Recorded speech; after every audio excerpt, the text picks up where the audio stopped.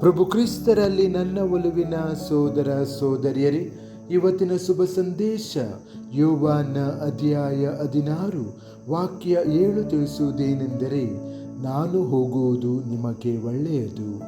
ಚಿಂತನೆ: ಯೇಸುವಿನ ನಿರ್ಗಮನವು ಪರಿತ್ಯಾಗವಾಗಿರಲಿಲ್ಲ, ಆದರೆ ಆಳವಾದ ಉಪಸ್ಥಿತಿಯ ಭರವಸೆಯಾಗಿತ್ತು. ತಂದೆಯ ಬಳಿಗೆ ಹೋಗುವ ಮೂಲಕ ಆತನು ಪವಿತ್ರಾತ್ಮವನ್ನು ಮಾರ್ಗದರ್ಶನ ಮಾಡಲು, ಬಲಪಡಿಸಲು ಮತ್ತು ಯಾವಾಗಲೂ ನಮ್ಮೊಂದಿಗೆ ಇರಲು ಕಳುಹಿಸಿದನು. ಕೆಲವೊಮ್ಮೆ ದೇವರ ಯೋಚನೆಗಳು ಕ್ಷಣಾರ್ಧದಲ್ಲಿ ನೋವಿನಿಂದ ಕೂಡಿದಂತೆ ತೋರುತ್ತದೆ, ಆದರೆ ಅವು ಹೆಚ್ಚಿನ ಅನುಗ್ರಹ ಮತ್ತು ಹೊಸ ಜೀವನಕ್ಕೆ ದಾರಿ ತೆರೆಯುತ್ತವೆ.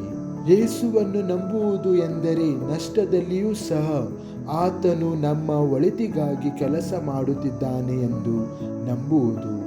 ಪ್ರಾರ್ಥನೆ: ಕರ್ತನಾದ ಯೇಸುವೆ, ನನಗೆ ಅರ್ಥವಾಗದಿದ್ದರೂ ಸಹ ನಿನ್ನ ಯೋಜನೆಗಳನ್ನು ನಂಬಲು ನನಗೆ ಸಹಾಯ ಮಾಡಿರಿ. ನಾನು ಎಂದಿಗೂ ಒಂಟಿತನವನ್ನು ಅನುಭವಿಸದಂತೆ ನನ್ನ ಹೃದಯವನ್ನು ಪವಿತ್ರಾತ್ಮದಿಂದ ತುಂಬಿಸಿರಿ. ಪ್ರತಿದಿನ ನಂಬಿಕೆ, ಭರವಸೆ ಮತ್ತು ಪ್ರೀತಿಯಲ್ಲಿ ನಡೆಯಲು ನನಗೆ ಕಲಿಸಿರಿ. ಆಮೆನ್.